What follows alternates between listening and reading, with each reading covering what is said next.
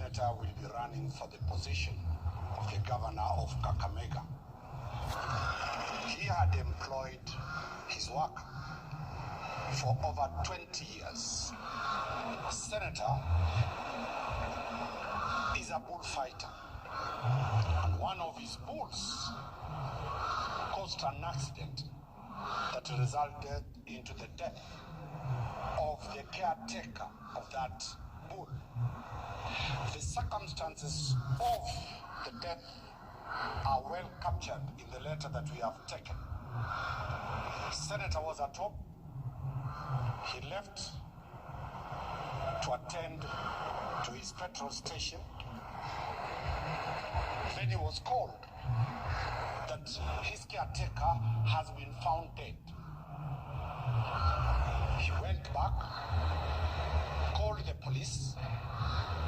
The area OCS came with more than 15 police officers. They condoned the scene. They took all the photographs of the scenes of crime. Then the body was removed from where it was and taken by the police to the Kakamega County Hospital mortuary, where a post-mortem was conducted by the county pathologist. The report and the post-mortem report that we have attached, the first one, confirmed that the deceased died out of injuries that had been occasioned by blunt objects, being the horns of the bull. The family of the deceased were present when the first postmortem was done. Senator doctor, a medical doctor, was present. The DCI and the police were present, and members of the fourth estate, the press, were present. The doctor then gave a report on the cause of death, and the family was allowed to bury. Under the lawyer customary law, the body was supposed to be picked a day before burial, so that that body undergoes the lawyer customary practice of staying in his residence before he's buried the next day. On the day of the burial, Senator and the family, as they were preparing to leave, the area OCS came and informed him with more police officers that they cannot proceed to pick the body because a complaint had been lodged by one Toto that Senator had killed or was involved in the murder of the deceased. And therefore, they cannot proceed to bury. Senator, being a law-abiding citizen, agreed with the decision of the police, and the matter that was being handled by Kakamega Police Station, the OCS, was escalated to the regional county commander's office.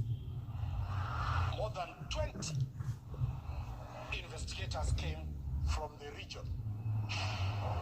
They did a thorough investigation. Senator was grilled, the family was grilled, the workers were grilled, and that, after that grilling by the regional office, the complaint was escalated to the Director of Criminal Investigations, Homicide Department. The DCI sent the Director of Homicide, one Martin Toto, with a team from Nairobi, with over 20 forensic experts. They came, analyzed the scene, they came, and interviewed everybody. And after they finished for a second postmortem. And the second postmortem, the family, the complainant, one Toto, was told to send his own private pathologist. The pathologist of Toto came. The pathologist of government, that's Dr. Johannes Odor, came. The family of the deceased were there. The experts from, the forensic experts from homicide were present. The family was present. A second postmortem was done. That postmortem, unanimously, the two pathologists, one for Toto and one for the government, and the doctor himself, who himself had done several pathologists, they all agreed that the cause of death was due to the horns of the bull that pierced the young man's heart, ribs, and the other medical explanations as we have attacked. That the fourth estate, the media were present. The results were announced officially to everybody. Out of that, the family was allowed to bury, because there are two postmortems that are reports that have agreed. Free, in fact, because there is one for the county medical officer, pathologist, there is Johannes Odor and Toto's doctor. The burial ended peacefully. Now, our bone of contention is that this one Toto has been airing several clips to the point that the senator killed this young man. The senator tampered with the scene of the crime. The senator influenced the report of Dr. Johannes Odor. The doctor, the senator, did influence the family to agree with that report. He has also been on record saying that the senator washed the body of the deceased and that the senator removed this body from the scene of the crime before the police could be there. And therefore, Senator compromised the police and the DCI. Out of those facts, the bull that killed the young man, allegations have been put that Senator was cruel to the bull. We have put properly the customs of the Idaho,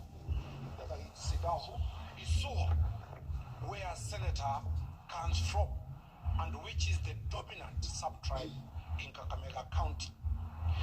A bull that, the bull-fighting bull, is supposed to be a hero to the clan. It is respected.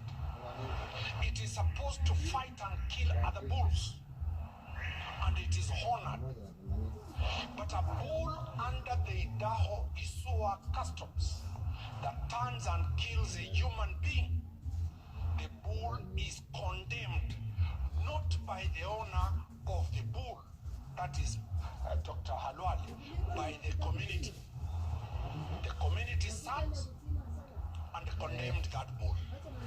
And the sentence the bull was to face was to be meted under the Idaho Isuo customary practice, which is protected under the Constitution of the Republic of Kenya. One, the bull has to be speared 3 times by the owner. After it has been speared, the spear to be used is not the ordinary spear. The spear that is supposed to be used is a spear that Senator inherited from his father. The senator's father inherited this spear from the grandfather of Senator. This is a spear of around 18th century. It's as old as that. That is the spear Senator used in compliance with the customs of the Idaho Isua to spear the bull. This was done in public under the Idaho customs. Present were to the tune of more than 2,000 people. Under the Idaho customs, everybody who attended was supposed to get a panga and slash that bull while it is standing. And that bull was killed by over 2,000 people pursuant to the customs of the Idaho. It is not that it is an act of cruelty against animals. After the bull was killed, the procedure is the head must be cut and be given to somebody to take it elsewhere. The head was slaughtered, the head was cut off the bull and given to somebody who took it away. It is not true that the police did not recover the horns. The horns were recovered and they are experts. The police have put forensics to that horn and they have been convinced that that is the weapon of death that caused the death of Kizito Moi. The last limb that we want to put very clearly is that out of the outbursts of this Kizito, the senator, who is the chief whip of the National Senate, has been defeated. Senator has 3 wives, one from the Maasai community, one from the Kisii community, actually it's my Korera, the other one from the Luya community. The person called Toto has called these wives prostitutes. And that is why we have robbed FIDA into this matter. It is unpalatable. It is not gender sensitive to call wives who are mothers to very serious people, some who are lawyers, as prostitutes. We are demanding that demeaning of women to stop and an apology be given to women. We are equally demanding that an extinguished medical practitioner who has been given a license to operate as a medical practitioner, and the utterances of him being a quack is an affront on the University of Nairobi, the School of Medicine, and the Kenya Medical Dentist and Practitioners Board that has licensed him to practice. We have also raised the question that the family of the children are being dragged into this matter that are completely outside the purview of the children. So we have done that. We have also put it on the letter that